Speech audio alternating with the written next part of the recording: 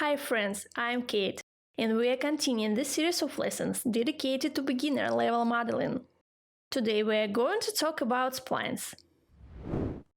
In 3ds Max, a spline is a curve that is interpolated between two endpoints. To create a spline, go to the Create tab, Shapes subtab. Choose any type of spline, hold down the left mouse button, pull and release.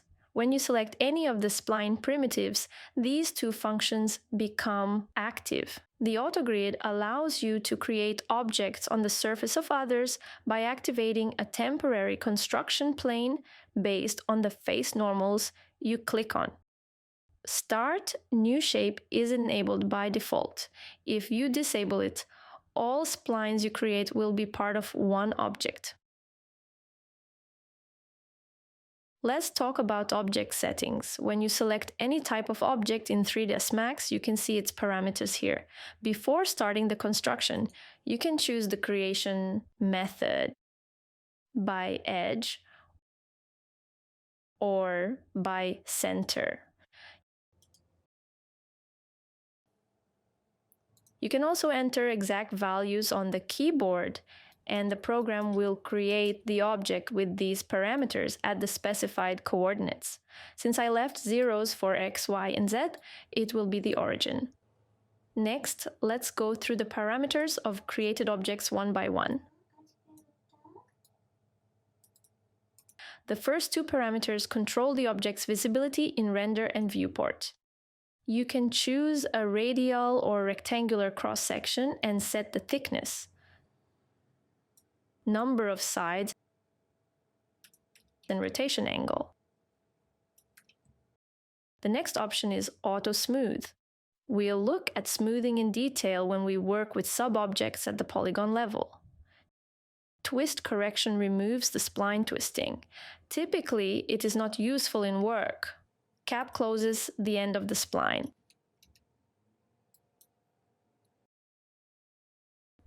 It has settings for the number of segments and rounding.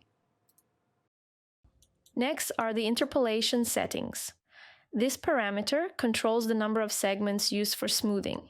There are manual and adaptive modes. Adaptive increases the segment density in spline bend areas. Optimize is enabled by default. If you disable it, the segments will be distributed evenly over the entire spline surface. As the name implies, it optimizes the mesh by removing unnecessary segments from straight sections of the spline, so it's better not to disable it. And the last section is the creation method. It allows you to select the type of vertex that will be created when you click and drag. Now I've selected corner, so I've created a sharp zigzag. Let's select smooth. So now I have a smooth curve.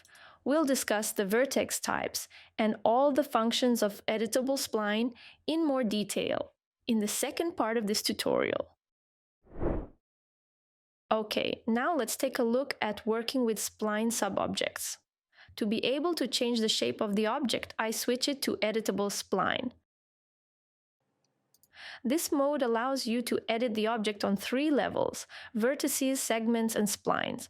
The keyboard hotkeys are 1, 2, 3, respectively.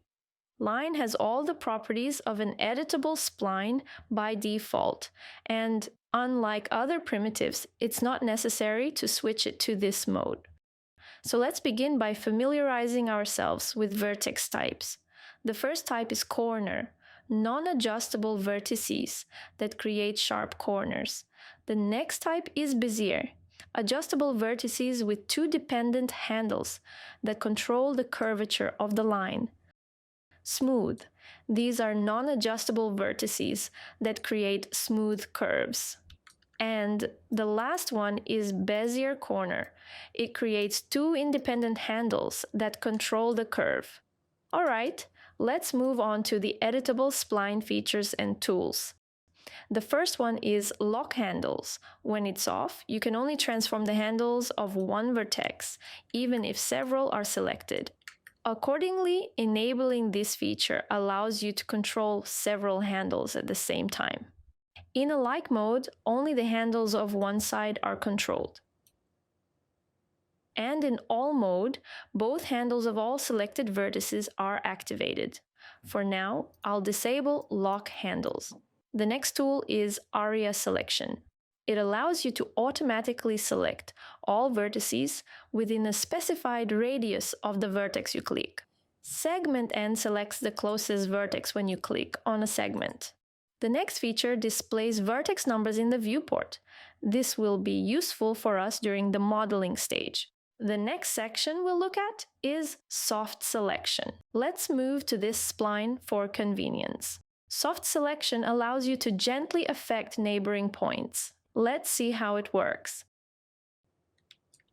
Edge Distance activates the influence only on adjacent edge points. The fall-off parameter is responsible for the influence radius. The pinch and bubble parameters control the shape of the influence curve.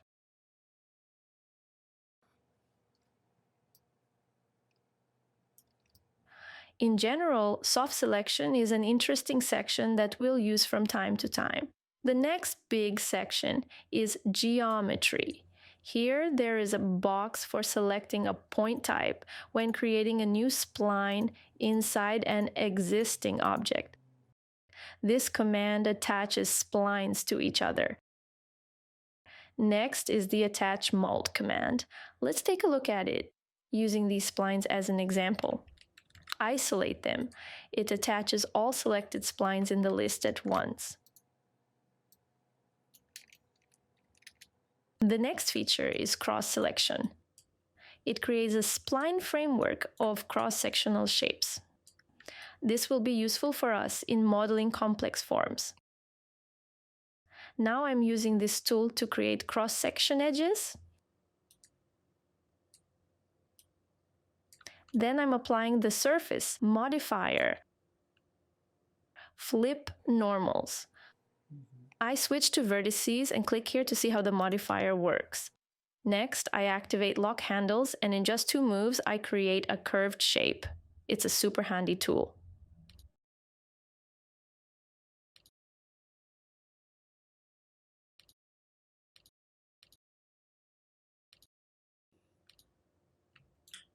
The next command is Refine. It creates additional points on the segments. You can create single points or a closed spline.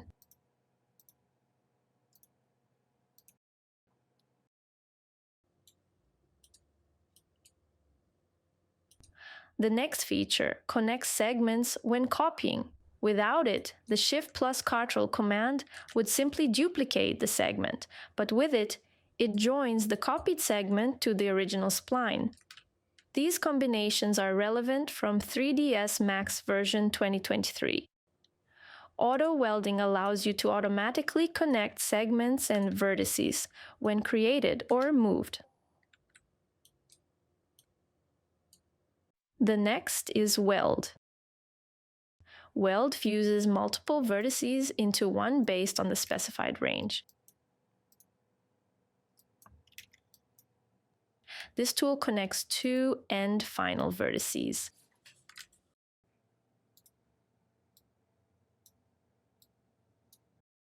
Insert allows you to add new segments and vertices, thus changing the shape of the object. The next option makes the selected vertex the start of the spline, marking it with a yellow color. Fuse places the selected vertices at a midpoint, but doesn't weld them. The next tool changes the direction of the vertex order at the spline sublevel. Enable Show Vertex Numbers to see this. The next one is Cycle. It selects the vertex with the next number. Then Cross Insert. It adds vertices at the intersection of splines without merging them. Let's disable vertex numbering.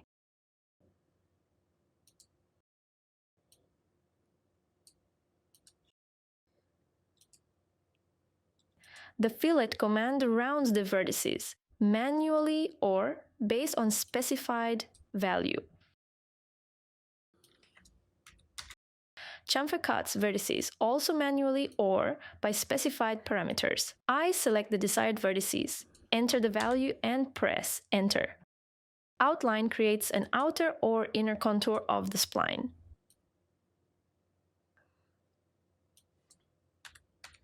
The next tool is Boolean. Let's look at it using this spline as an example. Boolean performs operations to combine closed contours in different ways. I select the spline, choose Union Mode, press Boolean, and select the spline to combine with. The second mode is subtraction, and the third is intersection.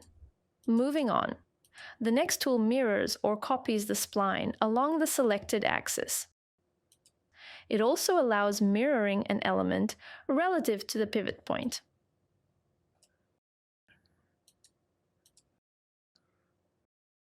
The next command trims intersecting parts of splines.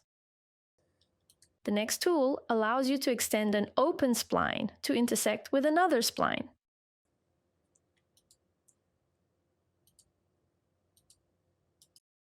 The infinite bounds option allows extending splines, ignoring intersections.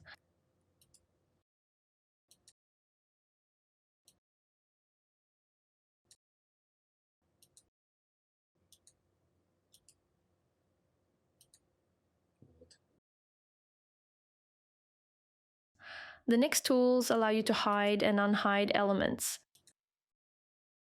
The next command binds vertices to the center of the segment. This is useful for rigging in animation, but we'll use it quite rarely.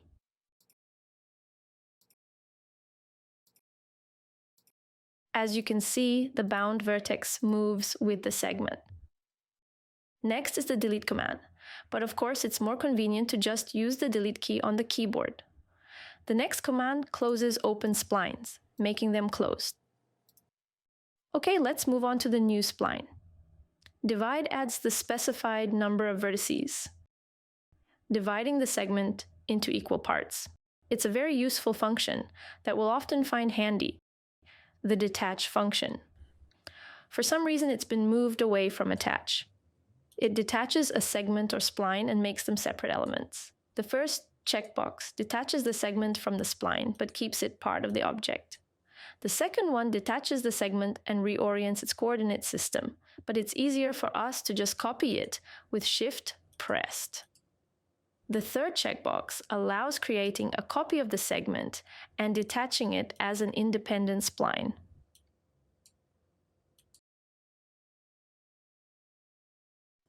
The explode command is a mass splitting command.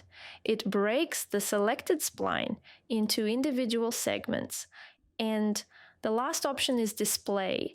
It allows you to keep the selected segments visible when switching to vertex mode.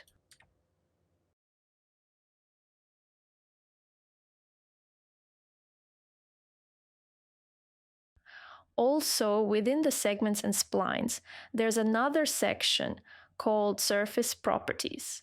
Here you can assign numbers to specific polygons. We'll discuss this during the material creation stage in the upcoming lessons. Friends, we've covered all the necessary tools for working with splines. Join us on Patreon for even more useful tutorials. Learn easily with Softschool.